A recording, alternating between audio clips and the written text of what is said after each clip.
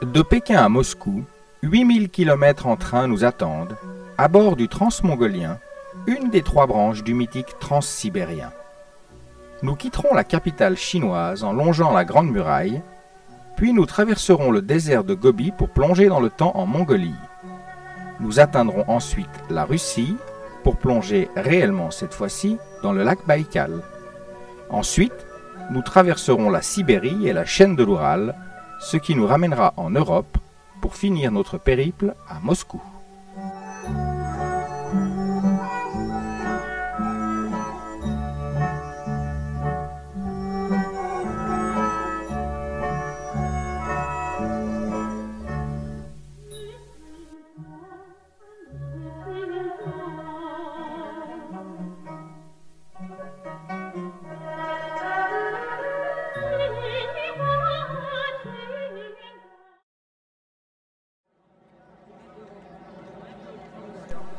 La place Tiananmen est la plus vaste place du monde avec ses 40 hectares. C'est une création du président Mao Tse-tung. Il y proclame la République populaire de Chine le 1er octobre 1949. La place et ses alentours abritent un étonnant mélange de monuments anciens et modernes. La porte Tiananmen, porte de la paix céleste, de laquelle la place tire son nom, le musée d'histoire de la Révolution chinoise, le palais de l'Assemblée du peuple, le mausolée de Mao ou encore le monument aux héros du peuple.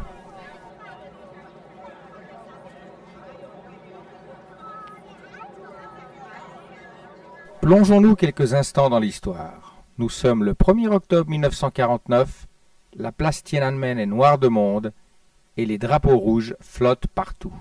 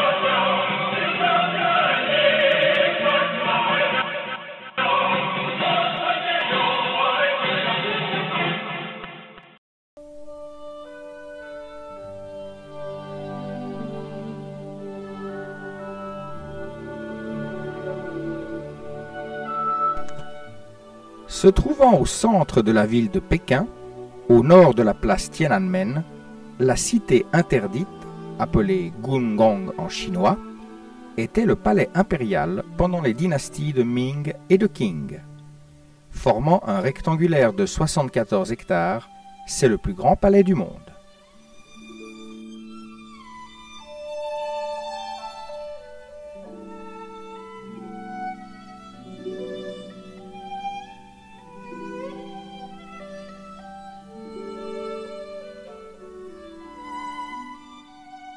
Sa construction a débuté en 1407. Elle est orientée nord-sud et est située sur l'axe central de la ville de Pékin. Sa superficie est de 720 000 mètres carrés et elle compte 9 999,5 pièces, dont 8 000 existent toujours. Pourquoi 9 999 pièces et demie? Eh bien, là-haut dans les cieux, le palais des dieux comporte 10 000 pièces. L'empereur ne pouvait décemment pas en avoir autant sur terre.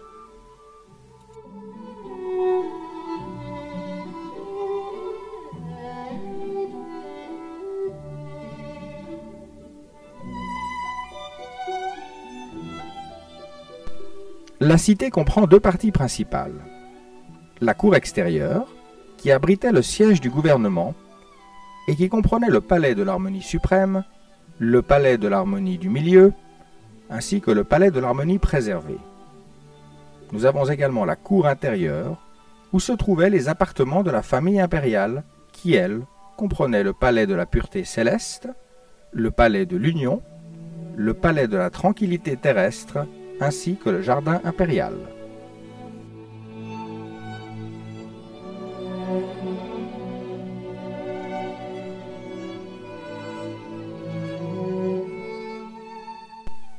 Inscrite au patrimoine mondial de l'humanité, la Cité interdite est le premier chef-d'œuvre de l'architecture traditionnelle chinoise.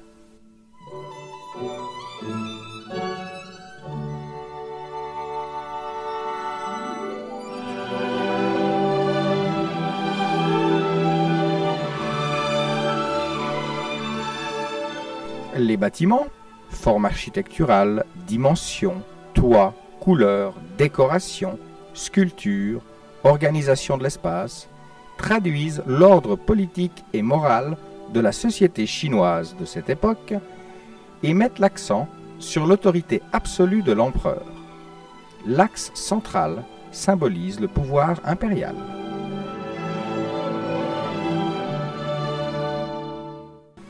Le Temple du Ciel témoigne de la magnificence de l'art religieux chinois. C'est l'un de ses chefs-d'œuvre. Ce lieu de culte a été construit sous les Ming au XVe siècle. Situé dans un parc de plus de 250 hectares, le temple est entouré d'une enceinte carrée au sud et ronde au nord. Dans le contexte religieux de l'époque des Ming, l'empereur passait de la terre, la forme carrée, au ciel, la forme circulaire, pour offrir ses sacrifices à la divinité, la remerciant de bonnes moissons précédentes. L'empereur jeûnait pendant une nuit dans le palais de l'abstinence, avant de procéder, le lendemain matin, au sacrifice rituel sur l'autel du ciel. La salle des prières est une magnifique rotonde de bois, couverte par un toit de tuiles bleues et soutenue par 28 colonnes.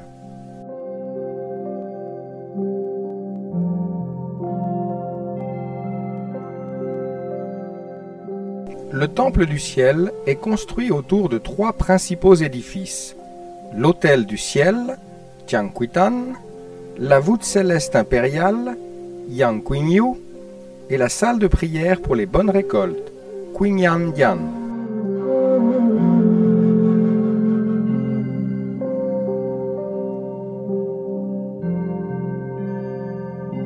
Située au centre du parc, derrière le mur de l'écho, se trouve la voûte céleste impériale.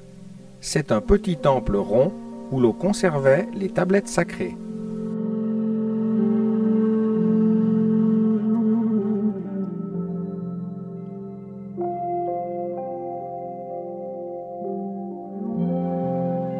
Plus au sud, l'autel du ciel servait au sacrifice rituel.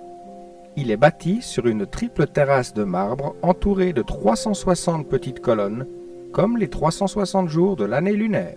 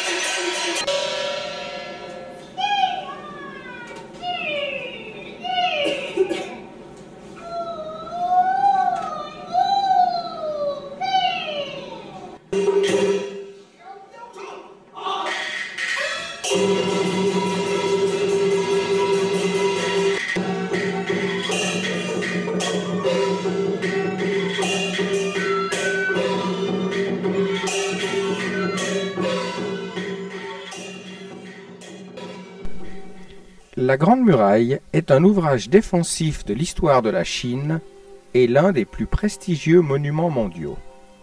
Il y a plusieurs siècles déjà, la Grande Muraille est citée parmi les merveilles du monde, avec le Colisée de Rome, la Tour penchée de Pise et la mosquée Sainte-Sophie d'Istanbul.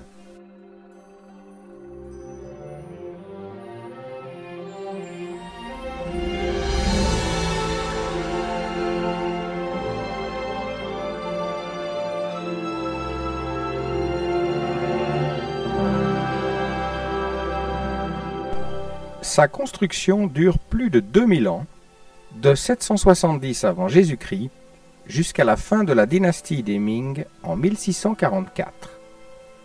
Au début, les divers royaumes construisirent des murs d'enceinte autour de leur territoire pour se défendre. Ensuite, les trois royaumes Yan, Zhao et Qin construisirent des murailles dans le nord de leur territoire afin de repousser les incursions des tribus nomades qui vivent dans cette région. Après avoir unifié la Chine en 221 avant Jésus-Christ, l'empereur Qin Shi Huang fait relier ces divers tronçons discontinus pour former un rempart ininterrompu.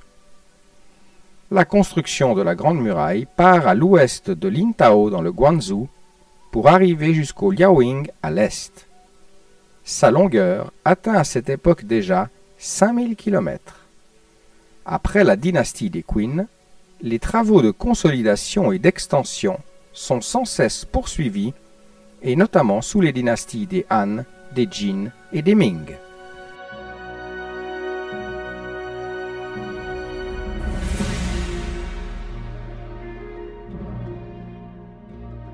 Sous les Han, un nouveau tronçon de la Grande Muraille est construit vers l'ouest à travers le corridor de Xeki jusqu'au Yingjiang. L'ensemble est alors de 10 000 km.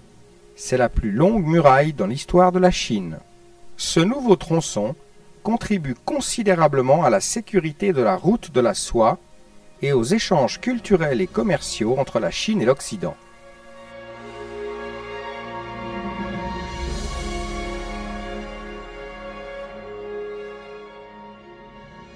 La muraille comprend des passes, des tours de guet et des terrasses d'alarme. Ces terrasses, construites à intervalles réguliers, forment un réseau de communication pour signaux optiques. Lorsqu'on allume un feu d'alarme, les passes, les voies et les bourgs se communiquent l'un après l'autre le message. Sous les Ming, le célèbre général Qi Jiguang invente les tours de guet de 2 ou 3 étages, érigés tous les 100 mètres. C'est là que les soldats habitent et où se trouvent les entrepôts d'armes et de munitions.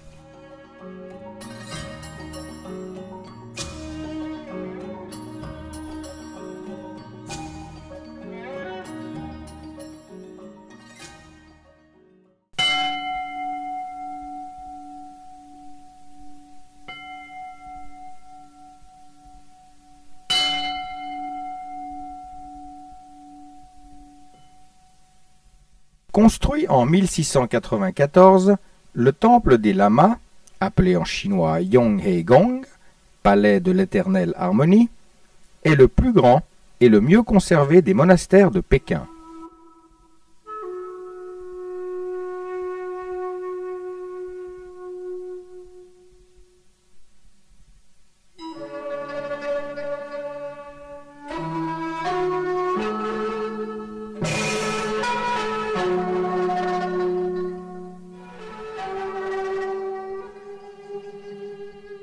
C'était à l'origine une résidence impériale. Elle fut transformée en lamaserie en 1744, car la tradition des Qing voulait que lorsqu'un prince devenait empereur, son ancien palais était converti en temple. 300 lamas s'y installèrent jusqu'en 1911.